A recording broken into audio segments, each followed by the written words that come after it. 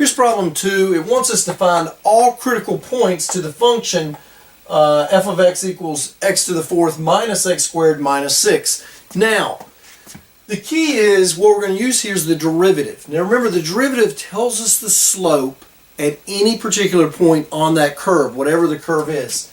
Now, if you think about it, if you have some curve, and let's just pretend it's a different curve. Let's say it does something like this. I want to find critical points. We can see, hey, here's a relative minimum, here's a relative maximum, somewhere in between there we have a point of inflection.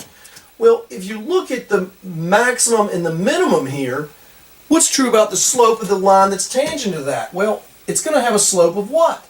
0. That would have a slope of 0. So here's what we're going to do. We're going to take the derivative of this function, and then we're going to set it equal to 0. We're going to set that slope value equal to 0, and then that'll tell us where the critical points are. And again, in this problem, we didn't ask you to determine whether they're minimums or maximums or points of inflection. We just said find the critical points. So the first thing I'm going to do here is I'm going to take the derivative. I'll bring my 4 down. That's 4x cubed minus 2x plus 0.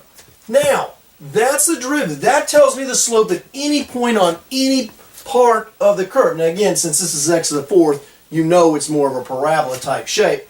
But anyway, what happens here is we want to find where that slope value is 0. So we're going to take this and set it equal to 0. 4x cubed minus 2x. I want to know, when does that slope come out to be 0? So what I'm going to do is, I look at this, how do I do an x cubed? Well, each one of them has an x, so the x factors out. So the x is going to pull out here. You're going to be left with 4x squared minus 2 equaling 0. So either this is 0 or this chunk of junk right there is 0. Well, so that's easy enough. X is 0. There's one point. We're going to have to plug it back into the original equation to figure out the y value that goes with it, but we'll come back and do that in a second. We need to deal with this 4x squared minus 2 equaling 0. Now, what was stupid of old Cecil here is a 2 would have pulled out, and I don't know how I missed that. It's obviously, it's a vacation day and I'm working, but maybe that's where my mind went. So we'll just pull the 2 out right here, no big deal. That's going to give us x squared minus 1 equals 0. 2 doesn't equal 0, so we can just sort of block that out of our minds.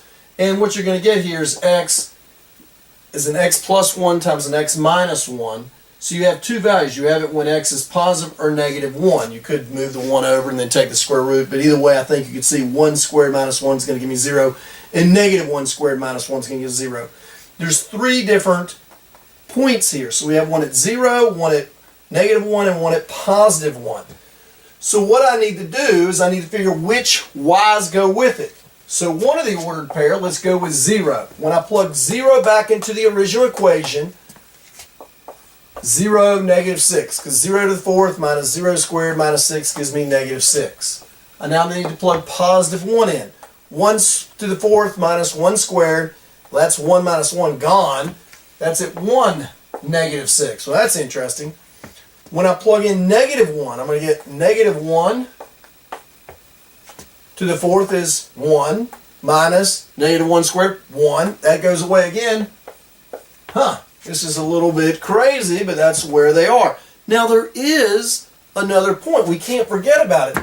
This was the derivative. To find the point of inflection, we need to take the second derivative of that. So the second derivative, okay, second derivative of this, the 3 comes down, that's going to be 12x squared minus 2. We do the same thing. We set it equal to 0. 12x squared minus 2, set equal to 0. A 2 comes out, maybe that'll help us. 6x squared minus 1 equals 0. I'm now going to solve this. The 2's of no use. So I end up with 6x squared minus 1 is 0. Move the 1 over. 6x squared is 1, divide by 6. Take the square root. Okay, this gets a little messy. So x is going to end up being the plus or minus square root of 1/6. So that's going to be a couple of others that I got to put in there. I got to deal with the square root of 1/6, and the y value goes with it. and negative square root of 1/6 and plug in there. Now, if I plug that in there to the fourth power, I can see that's going to give me 1/36 minus 1/6 minus 6. And again, I can see a square root of 1/6 to the fourth power, which to the second power brings it back out. So the fourth power is just going to be a 6 times a 6. That's how I get it. Now, most of y'all would put it on your calculators and get your answer. I'm going to struggle here a little bit, sort of cheat. It's negative 536 minus 6. So I got, for this guy, when I plugged it in, I had 1/6 there was the same as 636. So that's negative 536 minus 6. Just going to have to trust me. So I get negative 6 and 536 here. When I plug in the negative, it's not going to change anything, so I'm going to end up getting the exact same thing because it's a set, because they're even powers, so a negative's going to end up being the same exact thing. And there are will be your points of inflection, but we're not going to worry about that. Here are your 5 critical points. You had 5 of them here. It's a little crazy. The main reason you had 5 is because what really happened with this is it came down and it sort of made a W.